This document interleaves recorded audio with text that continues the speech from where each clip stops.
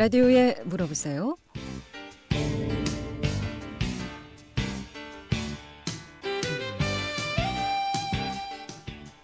여러분 안녕하십니까? 라디오에 물어보세요. 진행의 김혜정입니다.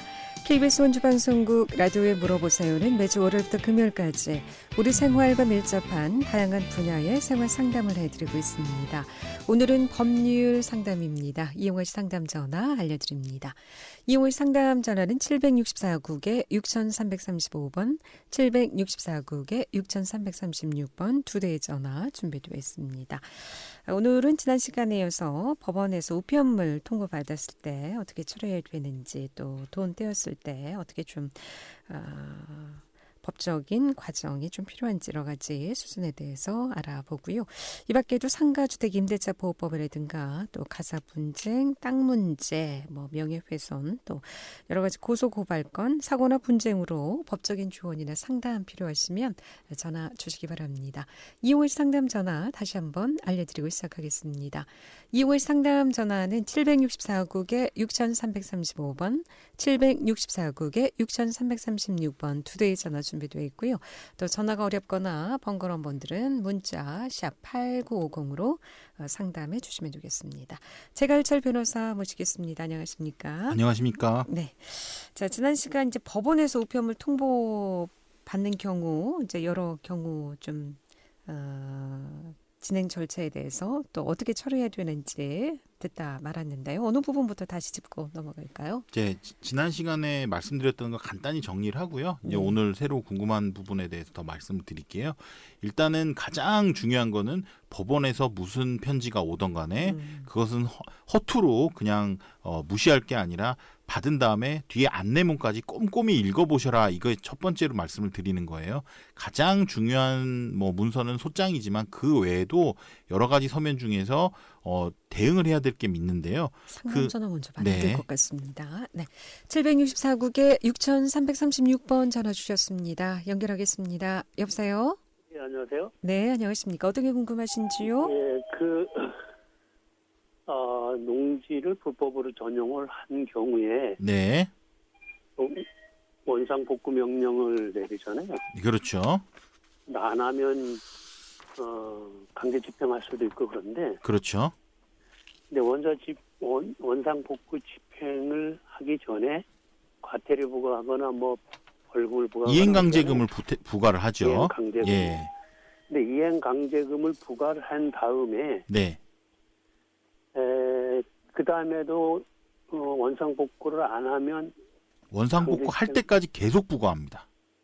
이게 1년이고 2년이고. 네, 매년 부과돼요. 그래서 원상복구를 할 때까지 이행강제금은 계속 부과되고 어느 정도 부과하다가 그래도 이행복구를 안 하면 실제로 강제 집행을 하는데요. 네네. 현실적으로 상황마다 좀 다른데 네.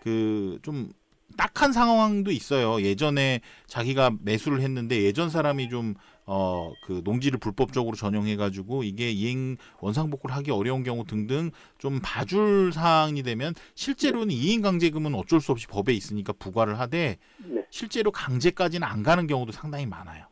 그래서 매년 이행강제금을 내면서 그냥 농지든 건물이든 쓰시는 분들도 실무상은 많이 있습니다. 그러면은 하여튼 한 번 내서 해결되는 건 아니에요. 이행강제금을 언제까지든 그 상황이 원상복귀하기가 복구하기가 좀 그러니 강제금을 계속 물린다? 계속 물리는 경우도 있어요. 예. 그러면 중간에 도중에 이제 그만 물리고 이해 그런 거 강제 없습니다. 이행이든 그거 안 해도 되고 그런 거 없습니다. 예. 법이 바뀌지 않는 한은 그런 절차는 없습니다. 계속 갑니까? 네. 네.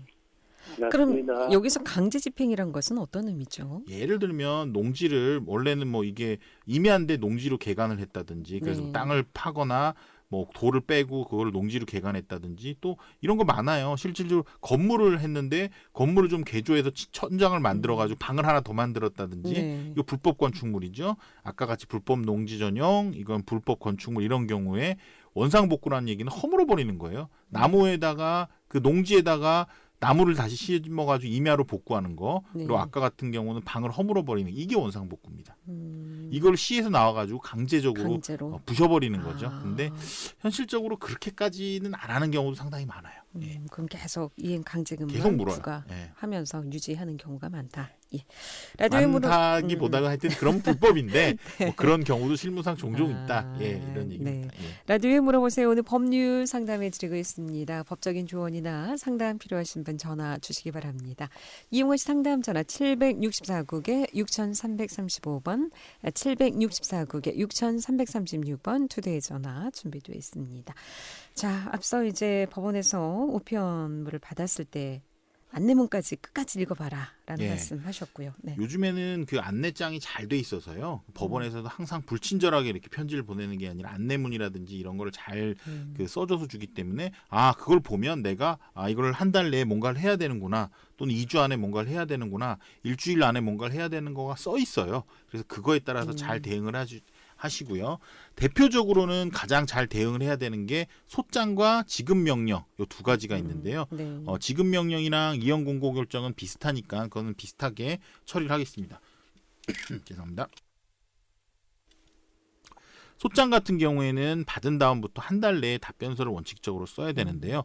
한 달 동안에 답변서를 쓰지 않으면 그 답변을 실질적으로 내가 다 받아들이는 걸로, 그러니까 소송에 들어온 거를 다 받아들이는 걸로 내가 스스로 인정하는 게 되기 때문에요. 현실적으로 답변은 꼭 써야 됩니다. 네, 그리고 지급명령이나 이행공고결정도 2주 안에 이의는 꼭 해야 되고, 이런 절차들이 각자 서면마다 다 다른데요. 그거에 따라서 다른 조치를 해야 됩니다. 네. 라디오에 물어보세요. 오늘 법률 상담해드리고 있습니다. 법적인 조언이나 상담 필요하신 분 전화 주시기 바랍니다.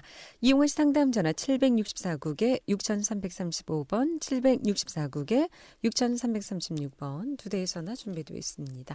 함께하고 계신 지금 시각 11시 12분 지나고 있습니다. 여러분께서는 KBS 원주방송국에서 진행해드리는 라디오에 물어보세요를 듣고 계십니다.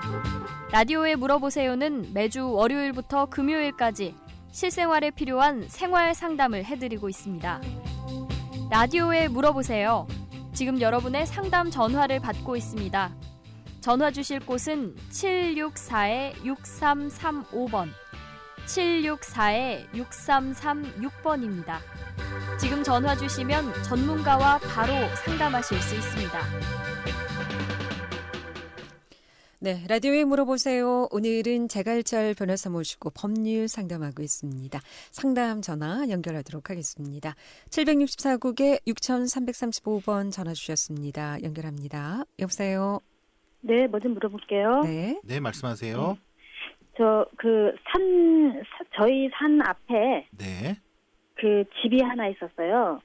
근데 그 집이 팔리면서 다른 사람이 들어왔고, 그 다음에 저희 산이 뒤에가 있는데, 그 뒤에 산을 산다 하더니, 산다고 하고, 자기네가 이제 이사 왔으니까, 나름대로 뭐, 토목공사나 이렇게 할 거 아니에요. 자기네 집 주변에. 하다가 저희 산을 이렇게 건드렸어요. 건드려서 나무도 베고, 그 다음에 돌을 막, 이제 우리 땅에다가 돌을 막 쌓아놓고, 거기다가 이제 예쁜 나무를 막 이렇게 심었더라고요. 그래서 산다 하니까 그냥 좀 지켜봤는데, 지금은 돈이 없다고, 코로나 때문에 돈이 쫄린다고 안 사는데, 그걸 어떻게 해야 되나요? 일단 두 가지 경우가 있을 수가 있어요. 그쪽이랑 협의를 해서 아직은 살 돈이 없다고 하니까 그 땅을 빌려주거나 임대료를 받고, 그건 협의를 통해서죠. 근데 그럴 상황도 안 되면은 소송을 제기해서 아까 얘기했던 그들이 심어놓은 나무도 파버리게 하고 돌 석축도 없애버리는 방법이 있습니다. 그냥 없애버리기만 하는 거예요? 그냥? 벌금 써 이런 건 없죠? 일단은 우리 나무를 그 사람들이 뱄기 때문에요. 형법상 손괴죄에 해당이 돼요. 근데 우리 동의를 받고 벤 거면 아무 죄도 아닌데, 우리 동의를 받지 않고 그걸 뱄으면 형법상 손괴가 되기 때문에 고소도 해서 처벌도 받게 할 수 있고, 우리 나무를 벤 부분에 대해서 손해배상, 즉 돈도 받을 수 있어요. 근데 지금의 경우는 이제 산을 산다는 조건 하에 이제 나무도 베고 나무도 심고 그런데 그거를 이제 산을 살 테니까 이걸 좀 베는 걸 허가해 달라라고 해서 벤 거면 아무 죄도 아닌 거예요. 그거는. 그런데 아까 얘기했던 그 허가를 받지 않고 그냥 베버렸으면 우리가 돈을 받을 수 있는데 아까 말한 대로 우리가 산을 사는 걸 조건으로 만약에 동의를 했다고 하면 지금 산을 사지 않으면 그 훼손된 부분만큼에 대해서는 형사상 처벌을 할 수는 없지만 민사상 돈을 받을 수는 있어요. 그 아무런 저 약속은 하지 않고 가보니까 산을 산달해서 가만히 있었더니 가보니까 그렇게 해놨어요. 그리고 그렇다면 둘 다 해당이 돼요. 손해배상도 예. 받을 수 있고 아까 말한 형사적으로 처벌도 되고 그 두 사항이에요. 네, 알겠습니다. 네, 고맙습니다. 그러면 앞서 그 불법 전용한 사례하고 좀 비슷한 경우인가요? 이거는 불법 전용한 사례랑은 전혀 다른 거고요. 아까 얘기했던 불법 전용이랑 그다음에 뭐 불법 건축물 같은 경우는 사인 간, 즉 사인이라고 하면 이제 개인 대 개인 뭐 이런 걸 말하는 거예요. 사인 간의 관계가 아니라요. 그건 국가와의 관계예요. 국가가 그러니까 법을 지켜야 되거든요. 농지를 전용하려면은 실질적으로 다 그 아까 얘기했던 절차들을 갖춰야 되는 건데 그냥 마구잡이로 전용한 거. 그리고 건축물도 이제 설계를 변경해서 승인을 받고 이제 만들어야 되는데 그냥 마구잡이로 불법 건축을 한 거는 국가와의 관계고 이거는 이웃 사람 즉 사인과의 관계이기 때문에 전혀 다른 문제입니다. 네. 계속해서 상담 전화 연결하겠습니다. 이번에 764국에 6336번 전화 주셨습니다. 연결합니다. 여보세요? 네네, 여보세요? 네, 말씀하세요. 여기 단계동 931-4인데요. 네. 수고 많으십니다. 그럼 뭐 좀 한 가지, 기초적인 것만, 여쭤보려고요. 네, 그러세요. 딴 게 아니고요. 등기 우편물 있지 않습니까? 어디서 온 등기 우편물이요? 그러니까 이제, 등기라는 게, 법원에서도 오고. 다른 데서도 오죠, 예. 다른 데서도 등기 우편물이 오지 않습니까? 네, 제가 그렇습니다. 여기 17년을 남의 집 사이를 지금 살고 있어요. 네. 그런데 우편 배달 하시는 분들. 네. 하시는 분들이, 17년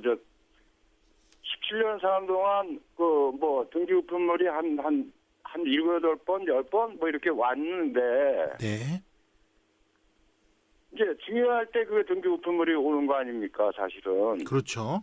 법원에서도 오고, 뭐 이런데, 가지학세, 주택공사에서도 오고, 뭐 이런 상황이 됐는데. 근데 그분들이 앞에다 딱지만 붙이고 가는 거예요. 딱지라고 몇 시에 왔다 갔다 뭐 이런 네, 거. 부재 중일 때는 그렇게 딱지를 붙이죠. 사람이 없을 때는. 부재 중인 게 아니고 제가 개인 택시를 했는데 솔직히 말씀드려서 네. 영업도 잘 안 되고 그래서 제가 집에서 쉬는 날이 더 많습니다. 솔직히 네. 말씀드려서. 네. 예. 그러면 931-4로 그게 왔으면 두들겨 보던가 뭐 네. 이렇게 호수를 안 정했다고 그러는데 남의 집살이 17년 동안 제가 하고 있다고 말씀드렸지 않습니까? 네. 그래 그런데 그게 가끔 가다가 이제 바람에 날리는지 누가 띄워놓는지 그게 돼 갖고서는 참담한 부분이 이루어지더라고요. 네. 그게. 그러면 시간이 지나서 이렇게 네. 이제 다시 갖다 붙이는 경우도 있는 거고. 네. 알겠습니다. 무슨 얘기인지 알겠는데요. 그런 네네. 배달 관련한 거는 지금 법률적인 상담을 변호사한테 물어볼 건 아니고요. 그런 부분에 그렇죠. 불만이 있은 그런데. 그런 거는 이제 우체국에다가 이런 네네. 사정이 있으니까 앞으로는 좀 주의해 달라라고 해서 네네. 인터넷이나 편지로 민원을 넣으시는 게 좋을 것 같고요. 이거는 편지로 넣어야 됩니까? 네, 인터넷이나 편지로 이런 네네. 애로사항이 있다. 그러니 네네. 앞으로는 좀 시정을 해달라라고 부탁을 하는 편지나 아니면 인터넷 민원을 넣으시는 게 바른 방법이고요. 인터넷. 네. 말씀드려서 인터넷을 할지도 그럼 모르고. 편지를 쓰시거나 그렇게 해서 우체국에다가 예. 네, 말씀하세요. 우체국에다가 네네. 문의를 하시면 되는 문제입니다. 그거는요. 혹시 우편물 제대로 통지받지 못해서 법적으로 손실이나 재산상의 이렇게 피해를 입었다면 그런 경우에는 그런 부분은 없을 수 있는데 만약에 그런 부분이 있다면 대한민국 법에서는 만약 우편물을 받지 못했는데 불리한 판결이 나거나 이런 거를 공시송달이라고 그러는데요. 네. 그런 네네. 경우에는 항소할 수 있는 기회를 줍니다. 그러니까 뭐 우편물을 받지 못했거나 이래가지고 불이익한 일은 크게 없는데요. 제일 네네. 불이익한 경우가 우편물을 받아놓고 아무것도 안 했을 때가 큰 불리함이 있는 거지. 네. 우편물을 아예 못 받은 경우는 크게 불리한 건 없습니다. 네. 뭐 이런 일로 아니 근데 법적으로 뭐 손실 보거나 뭐 그런 일이 없으신 거죠? 손실 본 건 없는데 네. 제가 남의 집살이를 이렇게 하다 보니까 애들 키우고 하다 보니까 네. 뭐 더 이상 뭐 그게 없어갖고 요 며칠 전에는 LH에서 얘기를 하자면 법원 등기도 좀 오고 빚도 있고 그래서 네. 이제 뭐 이런 상황이 됐었는데 그런 때는 좀 받았어요. 사실 지난 다음에 받았는데 솔직히 말씀드려서 요번에는 남의 집살이 좀 변해보려고 뭡니까 저거를 뭡니까 LH에다가 이제 적어냈는데 그 임대주택 딱지가 붙여놨대는데 없는 거예요 이게. 예, 변호사님 말씀대로 네, 우체국에 민원을 좀 제기해 보시는 것이 좋을 것 같습니다. 민원을 선생님. 제기해서 가서 큰 소리도 좀 한번 쳐보고 뭐 나이가 적은 건 아닌데 가서 큰 소리 쳐보고 이게 몇 번 한 서너 번 됩니다 제가. 네, 고맙습니다. 네, 라디오에 물어보세요. 오늘 법률 상담해드리고 있습니다. 이용을 상담 전화 764국에 6335번, 764국에 6336번 두 대의 전화 준비되어 있습니다. 함께하고 계신 지금 시각 11시 32분 지나고 있습니다. 네, 라디오에 물어보세요. 오늘 법률 상담 해드립니다. 이용하시 상담 전화 764국에 6335번, 764국에 6336번 두 대의 전화 준비되어 있습니다. 네, 가끔 뭐 이런 사례들도 있고 또 통보를 받았음에도 불구하고 네, 제대로 처리하지 못해서 또 여러 가지 계속해서 상담 전화 연결하도록 하겠습니다. 이번에 764국에 6335번 전화 주셨습니다. 연결합니다. 여보세요. 예, 통장으로 돈 간 것 좀 물어보려고 했는데요. 네, 말씀하세요. 예, 그 어떤 분한테 돈을 껐는데 네. 그 분 통장으로 들어가는 줄 알았어요. 왜냐하면 신협 통장으로 계속 들어가고 있더라고요. 네. 그런데 그 이름이 없었어요, 그때. 그래서 이름 없는 거가 있나 그런 생각을 하면서 확인은 안 하고 매달 잘 내기 들어가고 있으니까 말 안 하겠지 그렇게 생각하고 이름이 없더라고요. 신협 통장만 이렇게 있고 네. 그 어떤 분한테 받았는데 그 이름은 없고 신협 통장으로 그냥 들어갔는데 나중에 알고 보니까 그 사람 통장으로 안 들어가고 신협의 그 직원 통장으로 들어가고 있더라고요. 네. 그거를 어떻게 법적으로 잘못됐다고 제가 호소할 수 있나요? 그럼요. 그거는 그 돈을 빌린 사람, 그러니까 이제 여기서는 채권자라고 얘기할게요. 우리가 돈을 빌린 돈을 꿔준 사람, 그 사람이 채권자라고 하고요. 우리가 돈을 빌렸기 때문에 채무자라고 칭하는데요. 지금 원래는 채무자가 채권자한테 이자든 원금이든 갚아야 되는 거잖아요. 근데 지금 전혀 애먼 다른 사람 통장으로 들어간 거잖아요. 두 가지 경우로 나눠볼 수가 있어요. 채권자가 나 여기 통장으로 집어넣어라 라고 나한테 요구를 한 사항이라면 그러면 그 신협 직원한테 간 돈도 유효하게 채권자한테 보낸 돈이랑 법률적으로는 똑같이 쳐요. 그러나 내가 실수로 거기다 넣은 거라면 그건 신협 직원한테 다시 소송을 제기하거나 아니면 내용 증명을 통해서 다시 반환받을 수가 있어요. 그러니까 두 가지 경우로 나눠야 됩니다. 채권자가 내 통장은 아니지만 이 통장에 집어넣으면 돼라고 나한테 얘기를 해준 사안이면 아무 문제가 없으니까 그냥 이대로 넘어가시면 되는 거고요. 그거는 채권자한테 돈을 갚은 거로 다 법적으로 인정이 되니까요. 그게 아니라 내가 번호를 잘못 썼거나 아니면 뭐 다른 통장에 집어넣어서 전혀 다른 데에 들어간 거라면 그거는 그 사람한테 소송이든 아니면 그 사람이 임의적으로 나한테 돈을 준다고 하면 다시 반환받으면 되는 거예요. 왜 제가 추측거리고 있었냐면 그 이름이 있을 텐데 넌 왜 이름을 확인 안 하고 여태 있었냐 이렇게 반문을 하더라고요. 그래서 제가 사실 창피하기도 하고 그건 맞는 말이잖아요. 근데 그때 당시는 이름 없어도 이렇게 들어가는가 보다 이렇게 생각을 했어요. 그렇다면 채권자가 알려준 계좌번호가 잘못된 거예요? 아니면은 채권자가 알려준 계좌번호는 맞는데 본인이 청취자분이 잘못 넣으신 거예요? 그 사람이 그거를 적어줬으니까 신협 직원이 적어줬으니까 저는 그 돈 빌린 사람 그분 건지를 알았어요. 그분이 이렇게 채권자가 알려준 거예요. 일로 돈을 넣으라고? 채권자가 알려준 게 아니라 신협 직원이요. 신협 직원이 글로 넣으라고 알려줬다고요? 네. 그러면 신협 직원을 찾아가 보셨어요? 그 돈을 네. 줍니다. 그리고 법적으로 만약에 그 돈을 주지 않으면 형법상 횡령에 적용이 돼서 횡령죄로 처벌을 받기 때문에 돈은 다 무사히 돌려받을 수 있으실 거예요. 그 시간이 좀 지났거든요. 얼마나 지났는데요? 3년이 좀 지났어요. 그러면 3년이면 아직 괜찮으니까요. 10년까지 괜찮으니까 예. 달라고 한번 해보시고 안 달라고 하면 민형사상 조치, 즉 횡령으로 고소를 하거나 민사소송으로 그 돈을 받을 수가 있습니다. 네, 알겠습니다. 네, 고맙습니다. 네. 자, 이 마무리 말씀으로 정리를 해야 될 것 같습니다. 법원으로부터 이렇게 우편물, 지급 명령이라든가 수장을 받았을 경우, 계속 일단은 제가 아까 말씀드렸던 것처럼 법원에서 뭔가가 오면 거기 안내장을 잘 읽어봐라. 그리고 가장 중요한 게 소장과 지급명령인데 소장은 1달, 지급명령은 2달 안에 꼭 이의를 제기해라. 자기가 그걸 승복을 못하는 경우입니다. 뭐 그 소장이나 이 지급명령이 내가 갚아야 될 돈이 맞다고 하면 그냥 가만히 있으면 되는 거고요. 그리고 아까 말씀하신 대로 편지를 놓쳤다고 해서 너무 화나거나 너무 불안해할 필요는 없다. 거기 표딱지가 아까 말씀한 대로 등기관이 그 입구에다가 그 법원에서 온 등기를 붙여놨으면 우체국 오산동에 있죠. 원주는 거기 가서 우편 집중국 가서 내가 받아올 수도 있는 거고요.